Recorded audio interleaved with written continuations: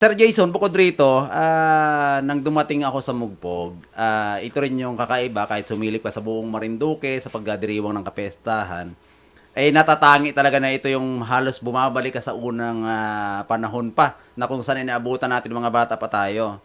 So tampok din sa binanggit mo kanina regarding dito sa Kanga Festival. So isa ito sa kilala sa makulay at masiglang selebrasyon. So ano po ba ang kalagahan nito sa pagpapanatili natin sa pagsi-celebrate ng mga ganito pong mga gawain? Ayan po. So, bali po ang Kanga Festival po, kapag po sinabi natin na Kanga Festival, ito po ay sa Mugpog, Marinduque matatagpuan.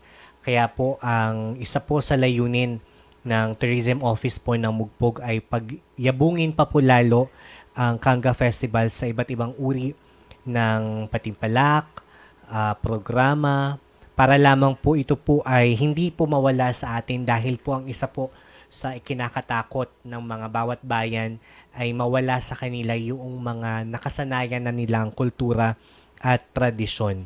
Kaya po dito po sa bayan ng Mupog ay patuloy po ang pagtangkilik natin sa Kanga Festival po, na sana po ay mas makilala pa po, hindi lamang po sa buong Marinduque, sa buong Mimaropa, kundi na rin po sa buong Pilipinas, upang ito po ay maging isang daan upang um, mas mag-grow pa po ang tourism ng Mugpog.